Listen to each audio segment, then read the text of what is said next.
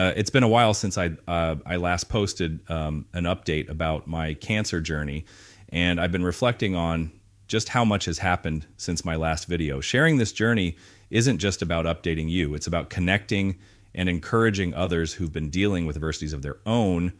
For those of you who are new here, let me catch you up a bit. Before the pandemic hit in 2020, I was traveling the country teaching seminars and speaking at events. Then, like so many others, my career took a turn when COVID shut down most of my venues. I ended up taking a job as the director of communications for a Washington State association, a role that seemed almost too ironic to be true. I had lost half my tongue in a hemiglossectomy years earlier, yet here I was in a position that required speaking, storytelling, and connection. It was a challenge, but it was also a blessing, and I'm grateful every day for the opportunity I had to contribute in that role. Let's rewind to 2013, when my cancer journey first caught public attention. After my surgery, a few journalist friends saw my posts on Facebook and reached out. My story aired on NBC's local Seattle affiliate while I was still in the ICU. Later, there were follow-ups, including a feature in USA Today and even coverage on Seattle's KOMO 4. These stories captured the resilience of facing life-altering changes head-on and finding a way to keep moving forward.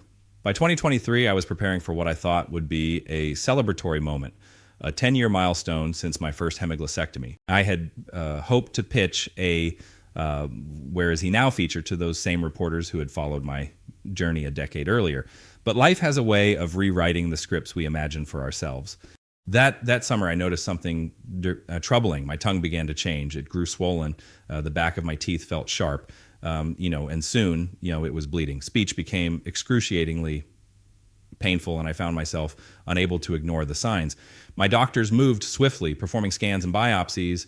The verdict was that the cancer was back, but this time it had taken over more of my tongue. The only option was a total glossectomy, meaning the removal of my entire tongue.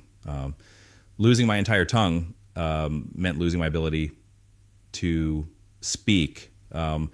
For someone who had spent decades using their voice to teach, inspire, and connect, the prospect was terrifying. Yet here I am talking to you. The truth is, the voice you're hearing isn't me, at least not directly.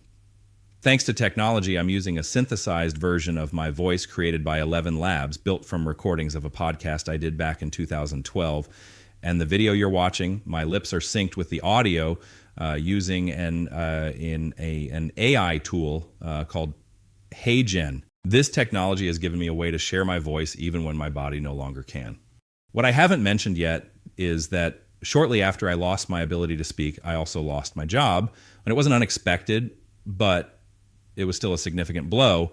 I've chosen to focus on the gratitude I feel for having had the opportunity to work there and for the ways it allowed me to make an impact during my time in the role. Life's challenges have a way of stacking up, but I've learned that with each loss comes the opportunity to adapt and grow. I think I've had more than my share of opportunities. I won't lie, this journey has been daunting, but it's also been deeply humbling. My first hemiglossectomy and the subsequent treatments gave me 10 more years to live, to love, and to encourage and contribute to the lives of others. And for that, I am profoundly grateful. Now, I'm focusing my energy into something I've always loved, which is writing. My second book, When It All Falls Apart, A Story of Hope and Healing, is nearly finished. It's a follow-up to my first, Not What You Had Planned, where I explored how adversity impacts our lives and how we can rise above it. This new book is more personal. It delves into the untold stories of my journey, things I've never shared publicly, and how this journey has shaped my friends, family, and me in ways I never anticipated. It's a story of pain, yes, but also of growth, love, and finding hope in the face of unimaginable challenges. If you're watching this and facing your own battles, whether with cancer or other struggles, please know you're not alone. Feel free to leave a comment or share your story. I may not be able to speak to you directly, but I can listen, and I'll be praying for you. One last thought. None of us know how much time we have, but what I do know is that we have the present moment. We have today.